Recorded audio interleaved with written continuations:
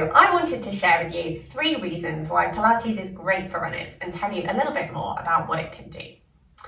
The first point is around posture. So your posture will have a big, huge impact on your running gait. So the way in which you run and how it feels. Firstly, because it has an impact on the alignment of your joints. So if you think about your hip, knee, your ankle, they're all common areas of injury for runners. The second thing is that your posture will have an impact on the efficiency of your running. And we want to make sure we're not wasting any energy so that hopefully you can run that little bit longer or further when you want to. And the third one is just around comfort. So even day to day, if you tend to have stiffness around your shoulders, around your lower back, around your hips maybe, looking at your posture can really help to address that, which then means when you're on a run or after a run with your recovery, hopefully you're feeling like you're moving with a little bit more ease. So the second thing that I wanted to talk about is strength, which relates back to posture. So once we've identified what that good posture looks like for you when you go on a run, we want to make sure we've got the strength to be able to maintain that over longer distances or periods of time, which is where that stamina and that endurance comes in. So obviously we talk about core muscles, those deep abdominals that help to stabilize the pelvis, for instance, and support your spine.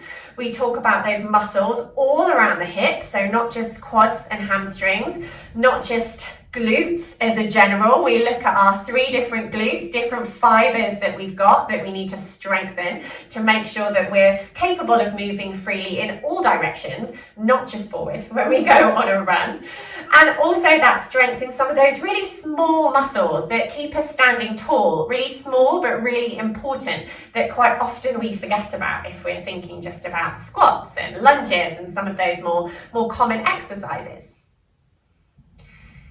The third thing that I wanted to talk about was flexibility. So I get asked a lot, what are some good stretches for hamstrings, for calves, for a particular muscle that feels tight? And it's really important to remember that sometimes, a tight muscle maybe needs a bit of a stretch, but also sometimes a tight muscle is a weak muscle. So equally, it needs strengthening. And what Pilates is great for is making sure that your muscles have really good strength, both when they stretch, when they elongate, and also when they shorten, when they contract. So a lot of Pilates exercises really work your muscles through a good range of movement rather than just focusing on one.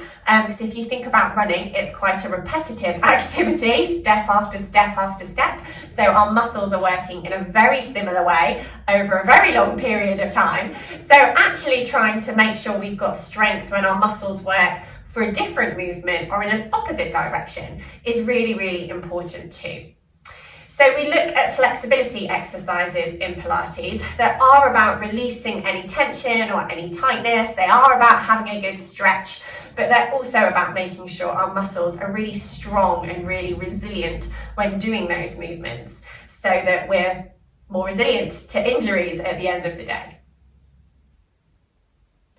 I hope you found that useful. If you've got any queries or questions about what Pilates can do for you or what it can do for your running, please get in touch.